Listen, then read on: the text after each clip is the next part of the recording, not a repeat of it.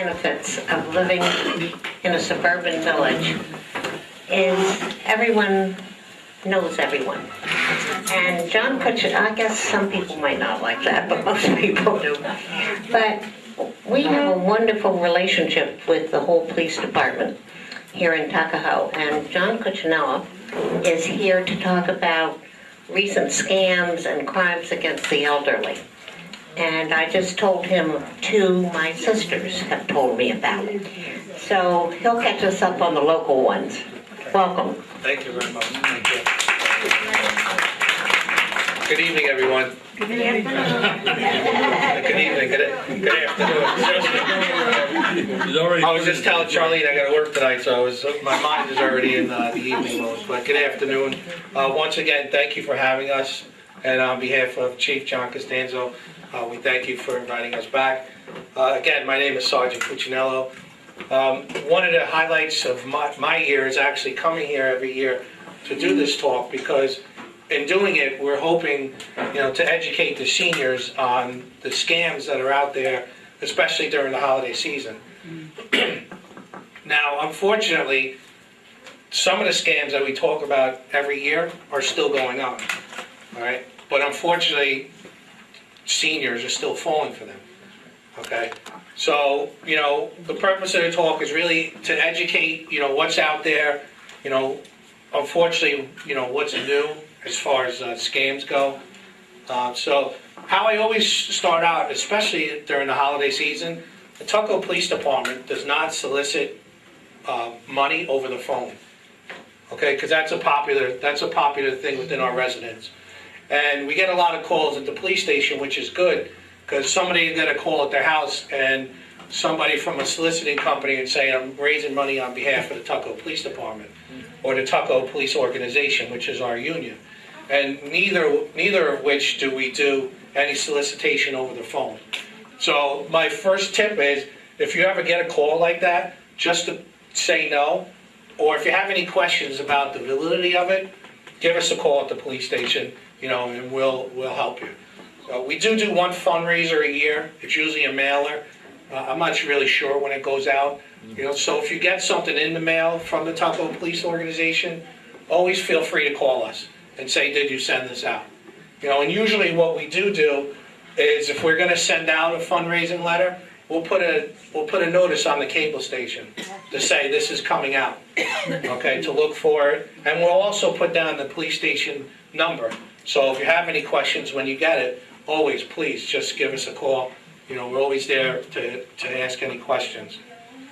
As Barbara said, one of the advantages of living in such a small community, it affords the police department the opportunity to be proactive and to look after the citizens of Tuckahoe and to keep up on the current trends of crime. A couple of the scams that I'm going to mention, I'm sure if some of you have been in the room before, you've heard me mention them year after year, and I mention them every year. And unfortunately, one of the most popular ones is still the lottery scam.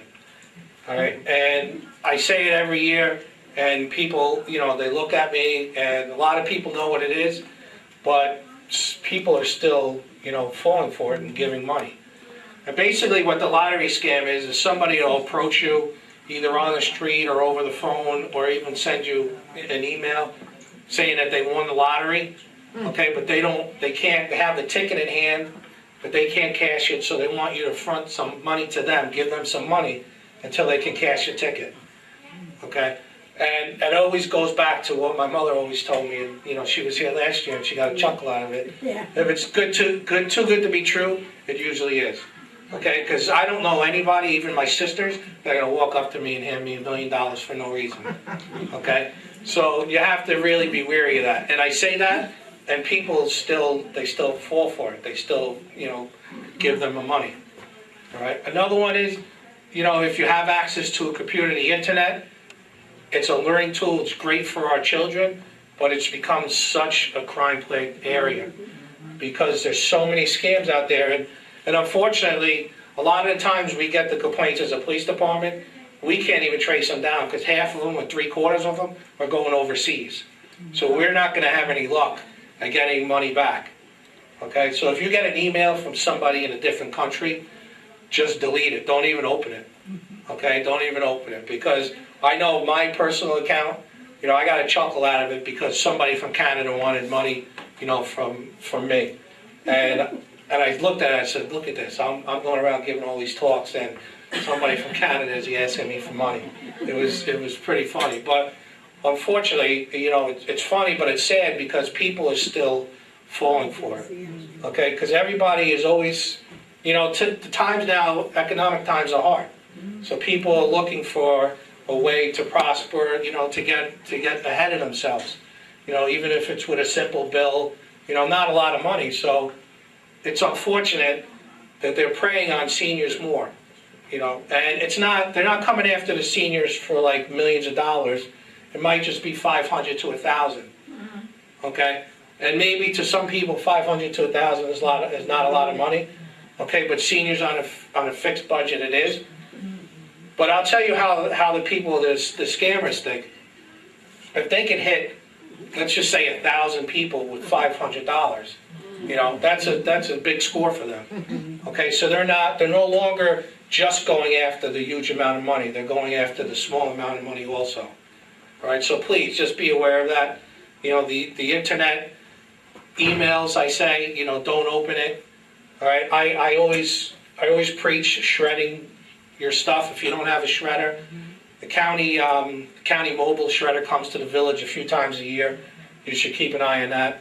I personally have a shredder in my house. I shred everything, even the garbage emails, the garbage credit card offers that come to my house. I shred them. Okay. Anything with your personal information, you should just shred. Okay, because another way they get your information is they still do go into the garbages. Okay, they still do go into the garbages.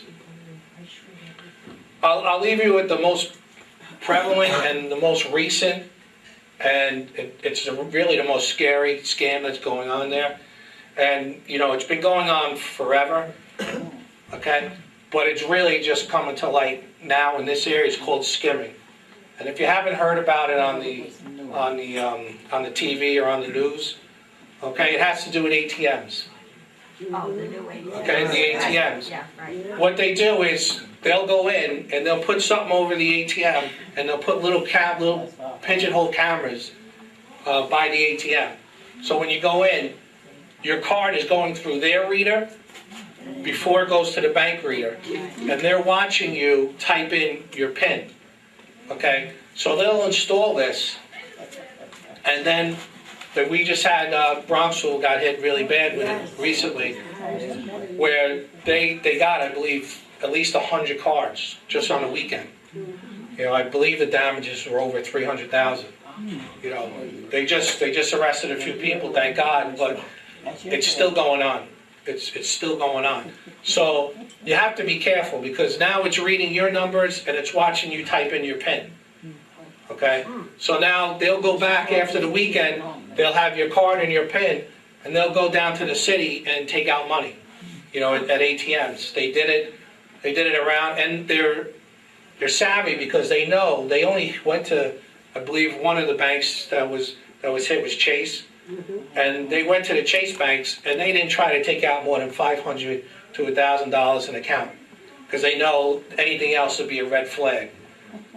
So before they knew it, they had that money and they were gone. Now your bank statements come every 30 days. So who's taking notice of what is taken out of their bank account on a daily basis? Okay. So a couple of tips with that is, when you go to the ATM, only use bank ATMs. We all go to these stores where you see an ATM in the corner. You don't know if there's a camera overboard. Forget about the $4 fee that you're going to have to pay to use it. You don't know if there's a camera overboard over your head and someone's watching you put in your ATM code. Okay, so only use ATMs where like bank ATMs. All right. Bank ATMs, if you go in, make sure it's well lit. All right, always, even with walking around, be cognizant of your surroundings. See if you're not being followed or anything like that. All right. If you do go to the bank, what they're preaching now is to cover the keypad as you put your ATM in. okay? Because God forbid, there is a skimming device, and some of them you will never know that they're there. They're becoming so technically advanced that you don't even know they're there. So please, be careful, and always cover your PIN when you do the ATMs. Just observe when you walk into the ATMs. All right, we're lucky here. The banks on Main Street are well lit. They're across from the police station, so we like to think that that's a deterrent in itself. All right, but always watch your surroundings, and when you walk in to these ATMs, just be careful. Okay, I have some brochures. I left them in the back with the holiday tips plus the ATM tips, which is going on now. So please help yourself to those. Again, on the back part is the police station's number if anybody needs it. Okay, like I said, one of the benefits of living in such a small community is we have a small proactive police department, so we answer any calls. All right, it's not like a city environment where if you call them for something, they may not come. Anytime, anytime you call the police department, your needs will be addressed in any way. All right, any questions? How much time does it take for someone to install these cameras? In the ATM, how long does it take? Maybe 5 minutes, if that. They have video of someone installing one at a bank. It took them, I believe, 5 minutes. They're so technology advanced now that they just come in, they slip it right over the ATM slot. The cameras are like pigeon drops, so they just pin them right up. You don't even know that they're there. So it takes 5 minutes. They come back at the end of the weekend, and they'll take it off, and they have hundreds of cards. So you mean that I can walk into an ATM in the bank as a customer, say I'm a cook, but I still am a customer. I can go and install one of that and without anybody. Well, they're doing it when the bank is closed. Oh, Okay? They obviously know that they're being watched because every ATM has video, Right. but they're disguising themselves. So we have video, they have video of them doing it, but they're not going in, without disguises.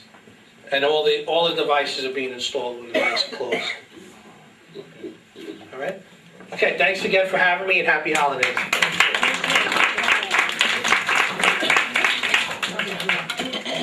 Thank you again. Come back in the spring if they have a new one.